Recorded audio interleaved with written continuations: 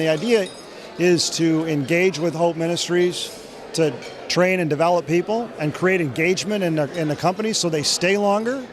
And ultimately there's a brand connection. If you have a company that's working with Hope Ministries and somebody's coming to work for you and they know that, they're like, you know what? I've got a chance to continue to progress in this company. I want to work for this company. So as the labor markets get a little tighter, you want to be known as a company that has those kind of resources, as opposed to a company that doesn't. Businesses tend to resist collaboration because that's not how we're set up. We keep recreating the wheels, right? And so for some of these things that our employees need, we don't need to recreate them in every single company. We can have an organization like Hope or The Source, and there's a number of them around the country now, where they aggregate those services and the cost is much lower by doing it that way. At Turner, the guys work a work day or the women work a work day, whether it be from 6 to 4 or what have you. But we spend a lot of time at Turner doing things in our community. It's important to us that our employees are not only successful at work, but they have a successful and balanced home life. There are 3 things that are important for it to work together. One is to have a corporate culture, working with companies that have a corporate culture that want to work with their employees and help them to actually not only have employment, but have sustainable employment, which is successful for their families. The second component is the training not only for employees, but also for their managers and supervisors, helping the managers and supervisors understand what are the issues that their employees are facing, so that instead of firing somebody for being late, actually finding out what's going on in their lives and helping them keep employed. And the third thing is having the case management piece, having career coaches that actually work together one-on-one with the employees to help them go through challenges and barriers that they might be experiencing, like child care, transportation, mental health issues, drug and alcohol abuse with their children even. So when somebody leaves the job, it costs the employer probably a minimum of $3,000, and every time that another person leaves, it's another $3,000. And what we can do is we can help retention, we can improve the bottom line of the company, and that helps both the company and the employee. So it's just a win-win for everybody. Good ROI, return on investments for not just the companies, but also for the employees as well. I am honored to be here and be your MC for today. And I just want to make this personal note about workforce development for just a couple of minutes. During my time in workforce development over these years, I've found out that if we just provide guidance, if we can just provide a little bit of assistance, there is a whole generation of folks that are out there who are not sure that they can actually be anything, and we can help them. And we also have to recognize clearly, while we should never discourage anyone from going to LSU or Southern or Southeastern, we need to recognize clearly that 70% of the jobs that exist in the U.S. economy require something more than high school, but something less than a 4-year college degree.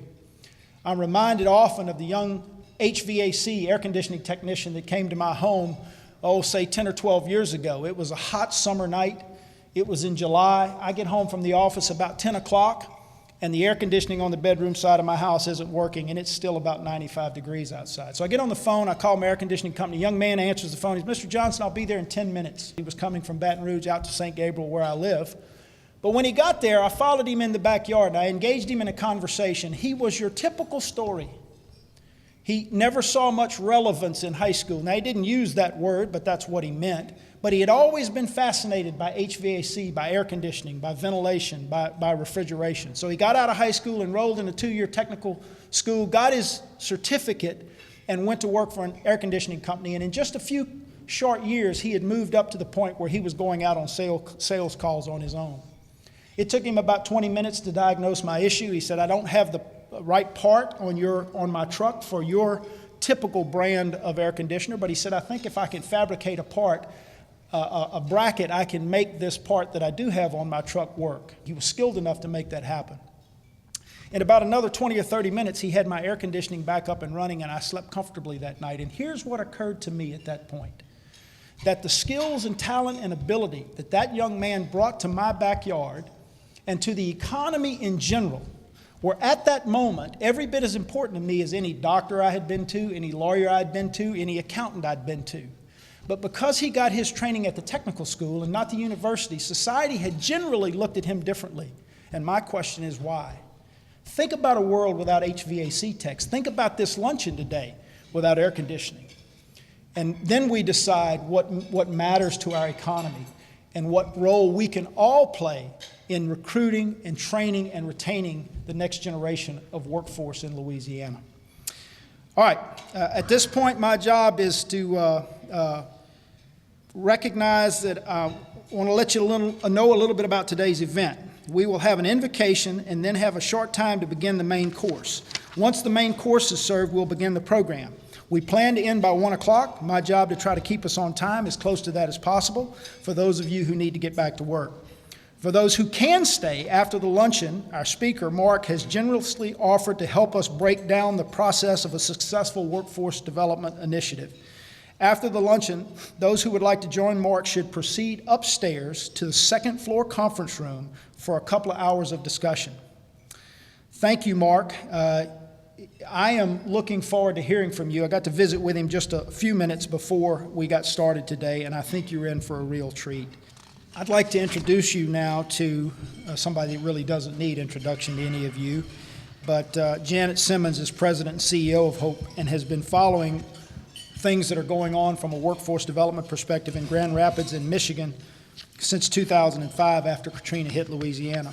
She finally visited Michigan in 2012 to learn more about the workforce successes there. She and key board members visited Cascade Engineering, the plastics manufacturing plant that started the Welfare to Career program in Grand Rapids. Cascade's retention rate went from 34% to an all-time high of 97%, saving millions for the company. When other manufacturing plants in Grand Rapids saw Cascade's success, they started The Source, a consortium of businesses on which Mark Peters will elaborate. Please join me in welcoming. I didn't cause that one. Please join me in welcoming Janet. I was expecting a drum roll, so thank you very much for that. Thank you all for coming to this important event, not only for Baton Rouge, but for our wonderful state. This is something that I've been dreaming now for quite some time, and it's finally come to pass. I'm really excited to hear what Mark has to say to us today about the successes in Michigan and how we can duplicate those efforts here in Louisiana. Today, I'm here to introduce a man who landed in my field of vision about 3 years ago at the Power of Hope event that was right here in this room as well, and many of you were here in participation for that. Johnny Mann is a man who has garnered my respect as a man of his word. He is the E.F. Hutton of Baton Rouge. When he speaks, people listen. He was very instrumental in partnering with Odie White and Associates. Is anyone from Odie White here today? We sent out the invitation. If you are here, will you please stand?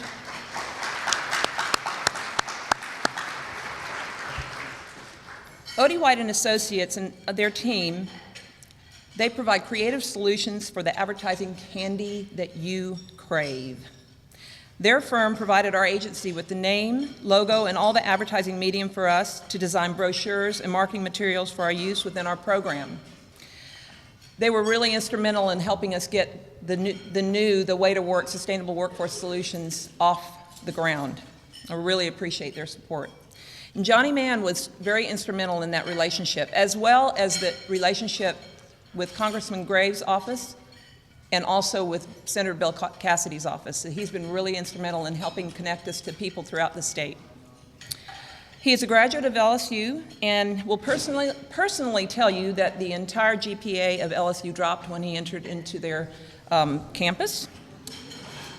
But I have long learned that a person's GPA is not indicative of their success. In addition to connecting us with Odie White, John has single-handedly opened doors for us to meet and develop relationships with key individuals throughout the community in the state of Louisiana. He is the husband to his beautiful wife, Lisa, who is with us today. Father of twins, his son Andrew is attending SMU, and his daughter Grayson is at TCU in Fort Worth. Lisa and Johnny are members of the First United Methodist Church of Baton Rouge. After working his way through college, Johnny began his career in the financial advisory business at Merrill Lynch in 1988. He currently holds the position of Senior Vice President of Wealth Management with UBS Financial Services. Please join me in welcoming Johnny Mann.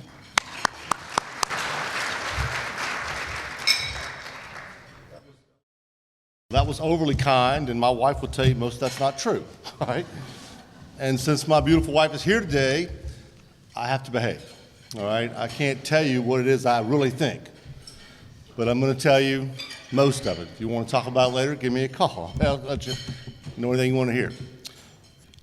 Louisiana ranks 3rd in the United States in poverty. The current rate is 20% poverty. That's what they're telling us it is. I'm assuming it's higher. We're ahead of Mississippi and New Mexico. We rank 44th in education. The dropout rate in our high schools are astounding. If you look on these walls, you'll see some commentary on it.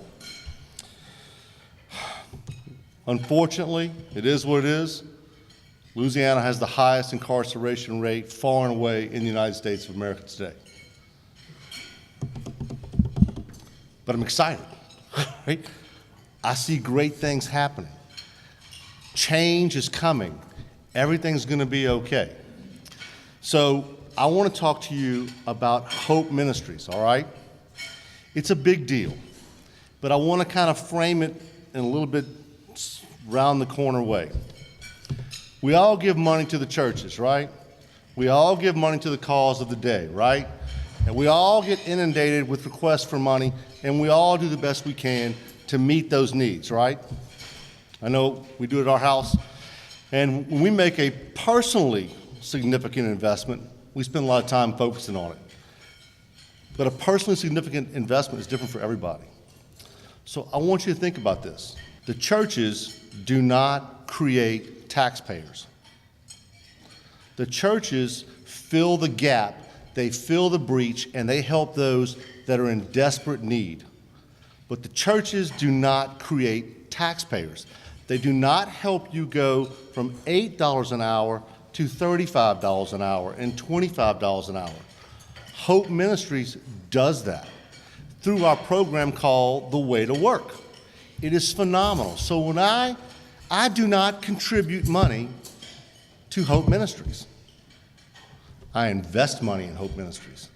Because if you heard what Mr. Johnson just said, he said every dollar invested in this program generates a 10-to-1 return for our state. 10-to-1. That's phenomenal. I've never been to a board meeting at a charity event that I'm involved with and had anybody talk to me about an ROI. If you have, raise your hand. So here's kind of what happens. I get the call to join the board at Hope Ministries. I'm like, oh, here we go. And I go home, I tell my wife, and she says, well, you got to do it. I said, I don't want to do it. She says, you got to do it. So I go to the very first meeting, and of course, finance guys, they always put us on the finance committee, right? So I'm in the meeting, and they're going through everything, and we're sitting there, and we're talking about it. I'm listening, and they start talking about this program of workforce development. And they go on and on about it. They talk about a 97% retention rate for the employers. 97%. They start talking about this 10-to-1 ROI thing. They said $1 million puts $10 million back in our state's economy. We need customers. If we put money back and we create taxpayers, we all get more customers. All right? Well, I quit the board that day, in that meeting, because I didn't think that I could do what they needed me to do in the capacity as a board member. I felt like the best thing I could do for them was get out, start moving around town, and flapping this big, gigantic mouth of mine to anybody and everybody that would listen. So now they've given me an audience of 250 people, and I'm going to ask you to join me in investing in this program. Janet and this entire team and everybody here supporting it, this entire community, we all have a vested interest in seeing this vehicle flourish thrive because it takes our incarceration rate down when we give somebody a job. It takes our poverty rate down when we give somebody a job. It takes our hunger rates down when we give somebody a job. But this vehicle will retrain your managers on how to deal with people that are in poverty. Nobody who's in poverty's daddy came in, kicked the door open at 7:30 on Saturday morning and said, get up and go to work. It's a generational issue that we have to overcome. So now I'm going to shut up for now, all right? And I want to introduce you to my brand new best friend from Grand Rapids, Michigan, Mr. Mark Peters, all right? And they own a company called Butterball Farms. And look, they got to be good people, okay? All this butter we're eating. But John Foles serves his butter at every single event. So this man from Michigan must be good folks, all right? So please give him a hand. Listen to what he's got to say. And if you want to argue with me, call me. Thank y'all for having me. I'm grateful.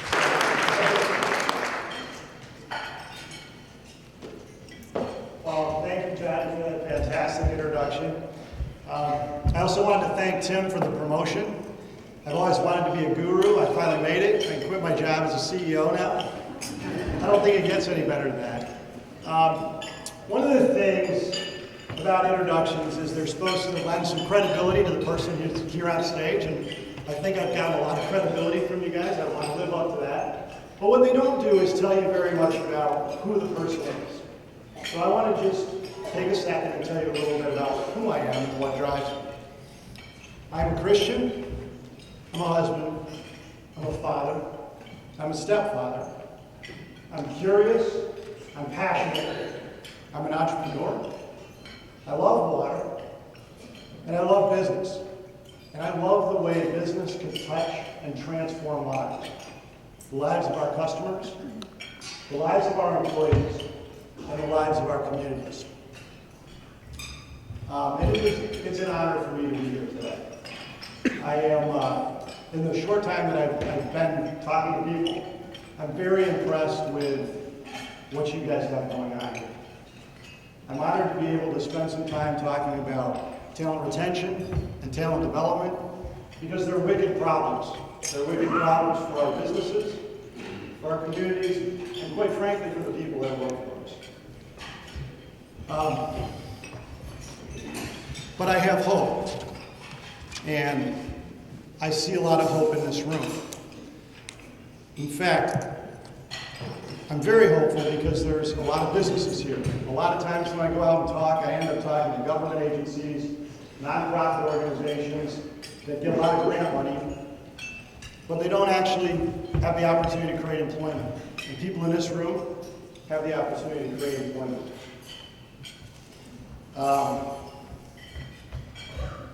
So, why am I so passionate about talent development? I mean, I have my own company. Why do I go out and talk about this stuff? I have to go back to when I was about 12 years old.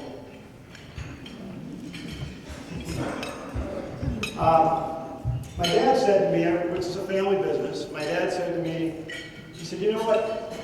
No more summers at the beach for you. It's time to go to work. And he said, you can work in the yard or you can work at the plant. And I was a pretty smart 12-year-old, so I decided to work in the yard. But in 3 days, my allergies made a different choice for me, and it was off to the temperature-controlled, atmosphere-controlled environment of a butter packaging plant. And my first meeting went something like this. My dad had a centrally located desk. He brought me in and sat me down with the plant supervisors. And he said, this is my son. If he does anything wrong, fire him. Don't come talk to me, fire him. Well, I was 12. Any kind of impression it makes on a 12-year-old? So I decided that I needed to get to know the people I work with, and I needed to work hard. And over the next couple of summers working for my dad, I started to make an unsettling discovery. I started to discover that the people that worked in our business struggled very differently than I did. They didn't have money to pay rent. They didn't have money to buy clothes. They sometimes made choices between shoes and food. The extent of their hopes and dreams were, how do I keep my kids in school? Or how do I keep them out of trouble? So, the older I got, the more this bothered me. I mean, my father had a work environment that didn't value the very people that touched our product and ultimately delivered it to our customers. Not really very smart in the food industry. Fortunately, we didn't have any major problems. I often wondered, what would I do if I ever had the chance to run our family business? Well, in 1995, I got the opportunity. And unfortunately, it was because my dad passed away. I was 30 years old.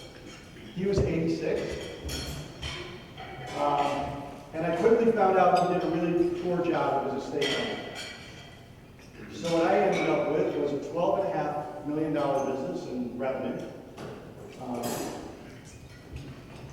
a 200% turnover rate, a huge bill to the IRS, and a whole lot of family dissatisfaction, which is a different talk for a different group.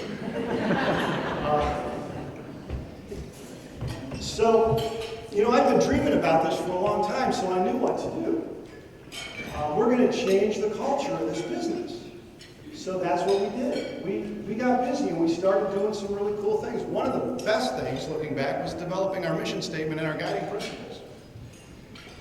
But we watched our turnover go down. We put in new employee, lunchrooms and did training and development, college tuition reimbursement, regular, helping people get GEDs.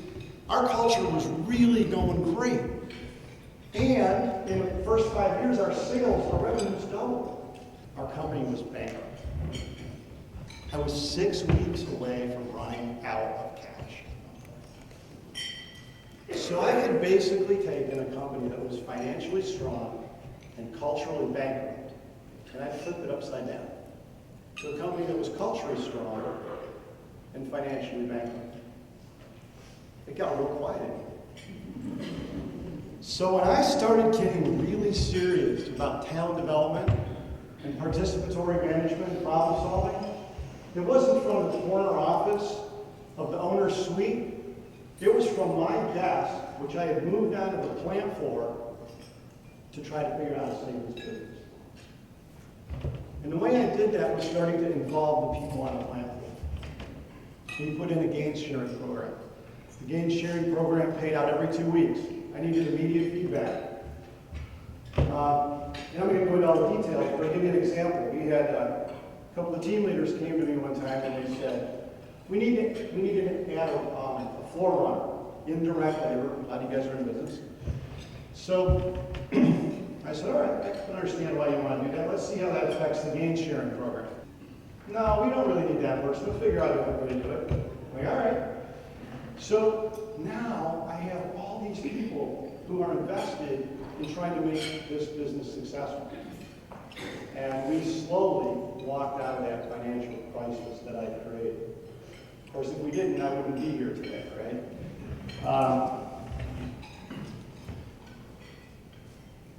So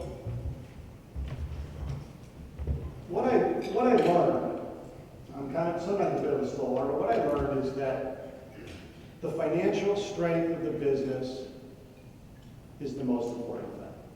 If the business isn't strong, we can't do any of this stuff. However, it's really hard to run a consistently strong business if your people aren't working from a position of strength and stability. So it really isn't an either or. It's really a both and.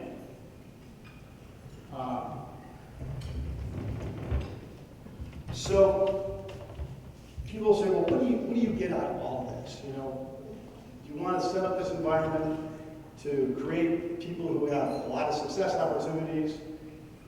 Well, I love to see people be successful. I really do. It's a lot of fun to work with people who see a future and who want to be successful. You know, and people who are more, you know, like my CFO says, well, what do you know, I said, I get a team of people who desperately want to make that business successful. And so it's a symbiotic relationship, which enables me to come out and do this kind of thing. So now I have this successful team who's running my business, and I get to come out and try to convince other people to do some of the same kind of things. It's fantastic. And the whole time that this recovery was going on, the source was a big part of the success. So you heard sort of our revenue numbers. We're not a big company like Cascade Engineering was. So you might ask, how did the source go? So I have to tell you about 3 ahas. One, the first one was about the year 2000, and I was up on the roof of our building. Our building is one of the taller buildings in a pretty industrialized area in Grand Rapids, Michigan. I was not contemplating jumping, although in hindsight, that might have been a good idea. I wasn't up there looking for inspiration either. I'm not really sure why I was on the roof. But as I looked around at all the businesses that were around me, I started to wonder if some of them weren't experiencing some of the same problems that I was experiencing.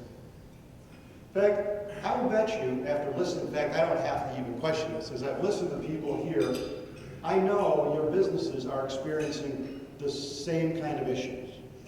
But you know what we never do as businesses? Do you know what we don't do? We don't talk to each other. You know what we're set up to do? We're set up to compete. We solve our own problems. We bury our competitors, right? That's what we do. That's how we're made.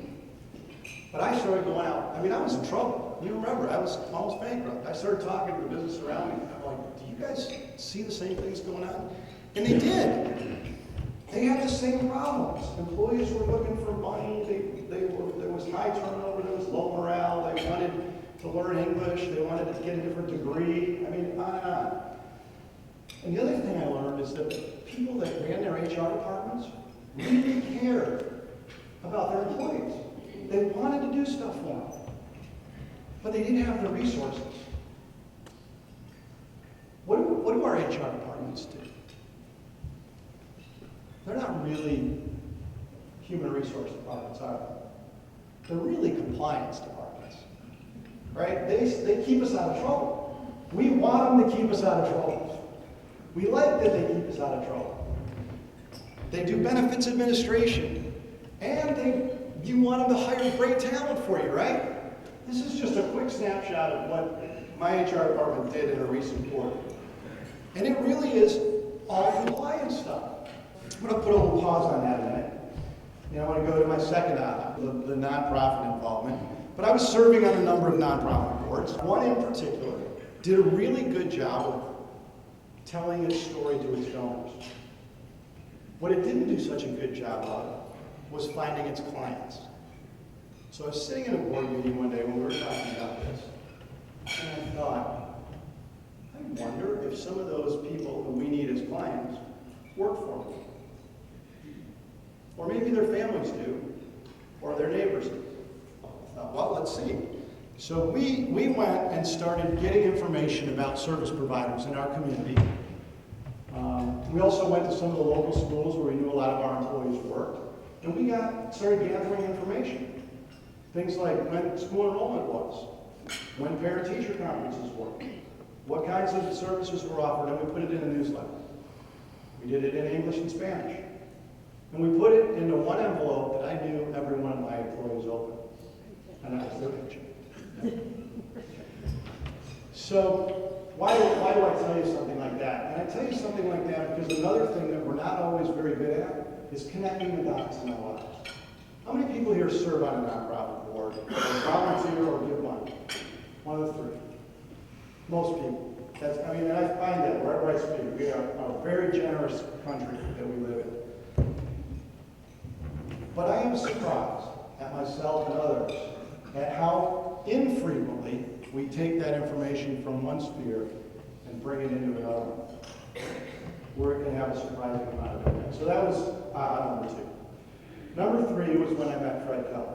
Now, you guys have already talked about Cascade Engineering and the incredible things that they accomplished. And Fred was doing some really amazing things at Cascade Engineering when I met him. And I want to allude to one of the ahas that he had, because again, it's already been alluded to today. And let me do it this way. If you need to give somebody directions, what's the first question you ask? Where are you, right? He was frustrated at how often the programs they were working on weren't working. And he finally reached a conclusion that they didn't understand where people were coming from. They weren't speaking the right language. And one of the programs that Hope has is one that comes in and teaches the people that work for you how to understand the people that are coming in the door.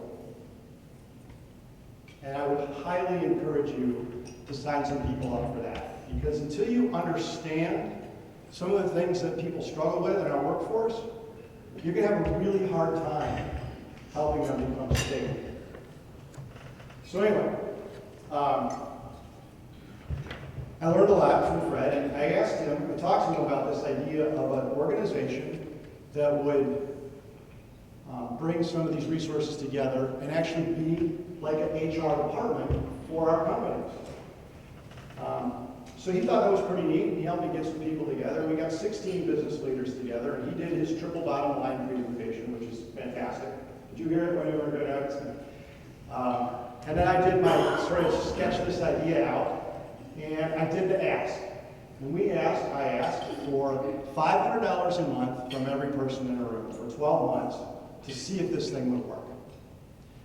And one guy says, $500 a month, how'd you come up with that? I mean, Bob over here's got 300 employees, and I've got 5. That's not very fair. I said, well, it was pretty unfair. I know that everybody in this room can afford $500 a month for 12 months to see if this will work. Well, we had 8 people sign up. And we had matching from funds from the Kellogg Foundation, and it was enough. It was enough to start this, hire an executive director, and get it going. I'm going to show you a short video, just to give you an idea of how far the source has come in about the 13 years it's been in existence.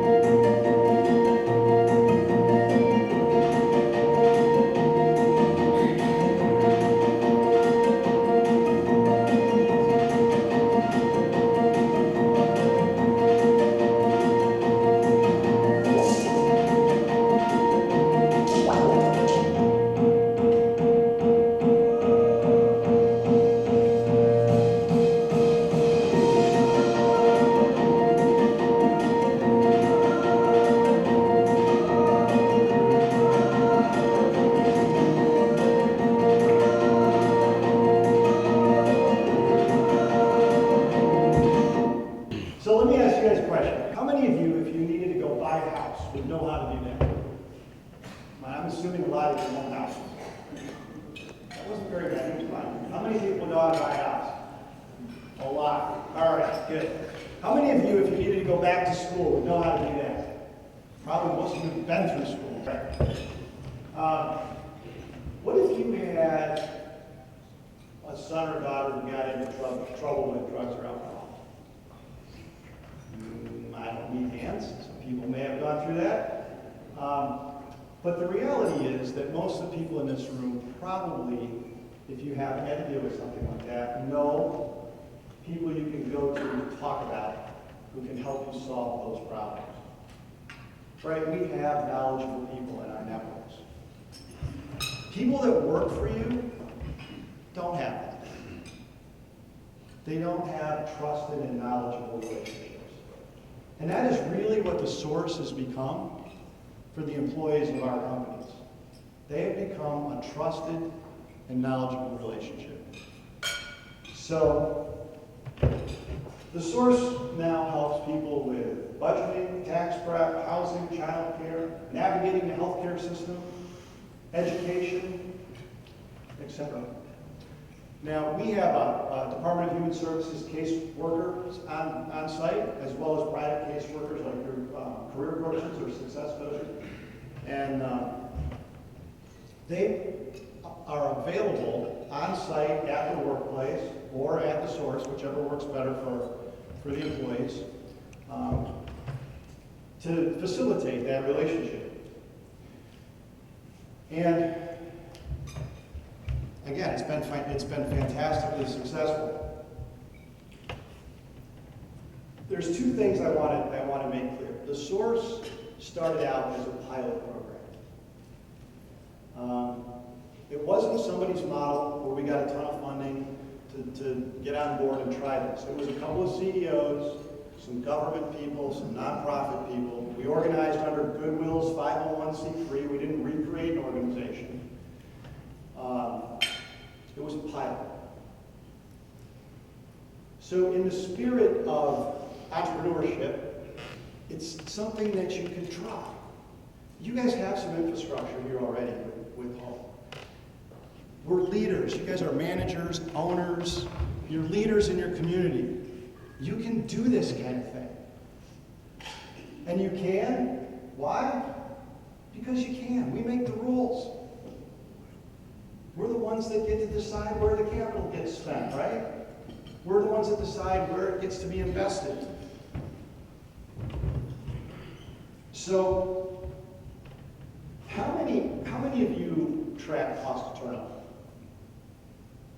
A couple? That's great. You have real numbers, so you might check my numbers on this. There's some statistical numbers out there that say the cost of turnover for an entry-level person is around $3,000. I was reading some other numbers this morning that suggest it might be closer to $6,000. But for the source, we had to come up with a way to calculate return on investment, because we're asking people to give money to support this organization. And so we use a funding model that's based on interaction, on engagement. Because we believe the more a company engages with the source, the better that return on investment is going to be. And in order to do that, we had to have some agreed upon metrics. And without going into the whole, it's a little bit of a complex formula, but the easiest one to talk about is the turnover number. So if we use the number 3,000 for turnover, the other thing that we agreed on is that every 4 interactions the source has with a company or its employees counts as 1 job save. All right, so one $3,000 benefit. And we got there because a lot of companies have a 3 strikes and you're out disciplinary policy. So we got agreement among the CEOs for that kind of funding, or that kind of ROI calculation. So let's just run the numbers real quick. Let's say 100 people from my organization go see the source, or there's 100 interactions with the source. They divide that by 4, 25, times 3,000, it's about $75,000 a year that they've saved my company. Now, my company pays the source $45,000 a year. $45,000 a year. That's 167% return on my investment. Now, until I heard Johnny talk about 1,000% or 1,000%, I thought 167 was about the best the best return I was getting on my money. Anybody getting 167% of the market today? Anybody? That's tough. But we literally, our average ROI to our employers is around 200% a year.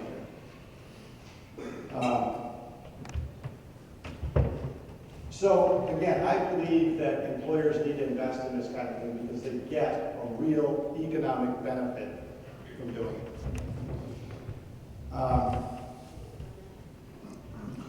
So another thing that I want to say is that I tend to advise organizations against doing these kinds of things internally. One of the best things that happened to us at the Source is that Cascade Engineering ultimately joined the Source, which was a huge compliment to us. But one of the reasons that I advise against doing this kind of thing internally, again, a lot of you are in management, you might not like me saying this, but your employees don't trust you. Now, they probably trust you about a lot of things, benefit administration, paying them correctly. But if they have to come and have a conversation, again, maybe it's about that kid that got in trouble. They don't trust you to handle that well. And they shouldn't. You don't want your HR staff or your management people to be dealing with those kind of conversations. You don't want them to be managing investment conversations with the people that work for you. You're better off leaving that to a third party. And if you really want to get at talent development and you want to do it well and be holistic about it, you're going to need to figure out a way to get at some of the deeper issues in people's lives. And if someone that works for you is dealing with a child who's in trouble, that's a real problem. That really takes them mentally out of your workforce, unless they think there's some way they can fix it. Another benefit that we found is the peer groups. And I can't undersell this. It's not in our ROI calculations. But the board of the Source now is made up of the HR directors or leaders of all the member companies. And unlike an industry association, the benefit that they get is very tactical. It's real time, and they talk about the things that are going on in their businesses with their employees. And then they task the Source with responding and helping solve some of those issues. The other peer group that's grown out of that is the CEO peer group. And we really have had some great friendships that have developed out of that group. Again, we don't often go talk to the people across the street or down the road and work on some of these issues that affect our community. In fact, Fred Keller's pulled me into a whole lot of different projects as a result of being involved with the Source. So that's been a lot of fun. So I want to leave you guys with a challenge. You've got Hope Ministries, who's got a lot of infrastructure in place already. You guys are here today, but reach outside your organizations and find other people that have competencies and try to do this in a collaborative way. Come up with a solution that really works well for Baton Rouge. I would love to check back in a year and find out that there's a whole bunch of things we can learn from some of the stuff you guys have discovered. And again, you can do it because you're the leaders in this community. And no one else is going to do it. So I have a couple of leave behinds that I'm just going to put up. And I hope I've left time for question and answer. And I really do appreciate you having me here today. And Tim, I appreciate the promotion. What happens is the clients that we teach those things to, they say, I never learned that. I never learned that growing up. And when they all of a sudden can start seeing this light bulb going off in their head and they say, wow, okay, now that's one thing that I've learned, let me learn more and more. And once I learn more and more, they get to a place where they find that they can be successful. Nobody's ever told them that before.